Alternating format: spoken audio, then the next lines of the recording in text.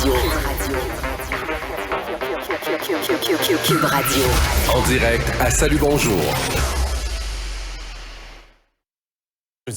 Allô? Bonjour Gino, bonjour Georges. J'espère que vous allez bien tout le monde. Oui. Je sens encore qu'il y a une garde de rite qui traîne en toi, pauvre toi.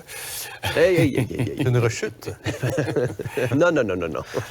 Les provinces canadiennes s'étaient entendues ensemble, faisaient front commun pour convaincre Ottawa de transférer davantage d'argent en santé en demandant moins de conditions. L'Ontario brise ça, quoi.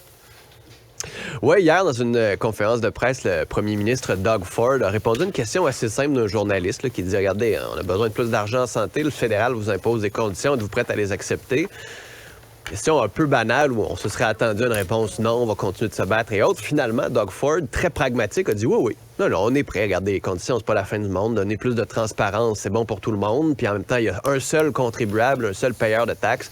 Fait que l'argent, soit au fédéral ou au provincial, on veut tous qu'il ait dans le réseau de la santé. » Là, d'abord, la grande surprise, c'est que le Front commun se brise à partir de l'Ontario, non pas à partir des provinces des Maritimes comme d'habitude. Puis là, je regrettais un petit peu, puis je me dis, c'est-tu vraiment un enjeu? Parce que, ultimement, ce que Doug Ford a dit, François Legault l'a dit aussi après le voyage en Tunisie avec Justin Trudeau. Il dit, les données, on les a. Les données sont déjà là. Les données sont déjà en train d'être rendues publiques à tous. Donc, les conditions, vous mettez des conditions qu'on respecte déjà, c'est pas nécessairement la fin du monde. Au fond, ce que Doug Ford fait, ce que les associations médicales canadiennes demandaient, de dire, regardez, des conditions de réforme, c'est tant mieux. Mais là, il a pris la patate chaude que Justin Trudeau avait donnée aux provinces, puis il dit, Justin Trudeau, voici votre patate chaude. Nous, les conditions, on est prêts à les accepter. Pourquoi vous venez pas vous asseoir? Combien? C'est quoi le montant que vous allez mettre sur la table? Parce que vous parlez de conditions, puis de conditions, puis de conditions, mais jamais vous parlez d'argent. Il serait temps de commencer à s'asseoir et à commencer à négocier pour vrai. Donc là, la balle est plus dans le camp de Justin Trudeau quand le Québec puis l'Ontario sont pas mal d'accord là-dessus. Ouais, on peut faire les patates en chocolat. Oui, ça se fait encore. Ça se fait encore. Non, mais c'est vraiment un dossier scandaleux que ça traîne autant que ça. Ça n'a pas de bon sens. Autre chose. Non, mais c'est ça, voilà. Autre chose qui va peut-être devenir scandaleux aussi, c'est d'apprendre que c'est le PDG d'une pétrolière des Émirats arabes unis qui va présider la prochaine COP sur les changements climatiques. Tu sais, vous savez, là, que je travaille très fort pour ne pas être cynique, que j'essaie de trouver d'optimisme, puis de vous dire, regardez, les nouvelles des fois, mais oui, je comprends, puis voici. Mais là, ce matin, en voyant ça, je me suis dit, je peux pas.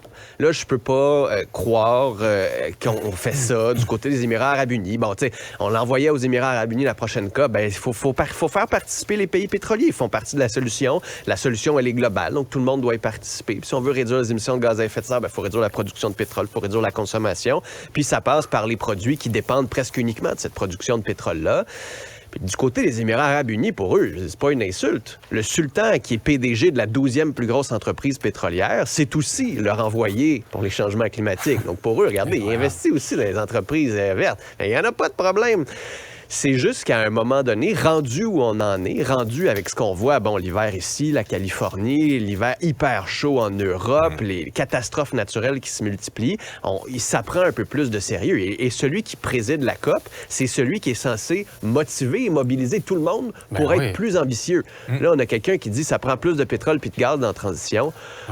Ici, j'émets un petit bémol. Et je veux juste mettre sur votre agenda aujourd'hui, comité à Ottawa sur les transports aériens, Sunwing et compagnie vont comparaître. Est-ce qu'on va en savoir un petit peu plus sur ce qui s'est passé? Est-ce que les députés vont les chauffer, vont juste faire de la politique ou vont arriver avec des solutions? À suivre cet après-midi, on s'en reparle demain. On parlera maintenant de Sophie Gagnon, d'ailleurs, plus tard là-dessus, sur les droits des voyageurs. Puis pour revenir à ce qui se passe à la COP, je t'ai trouvé bon de su prendre ton gaz égal dans ce dossier-là.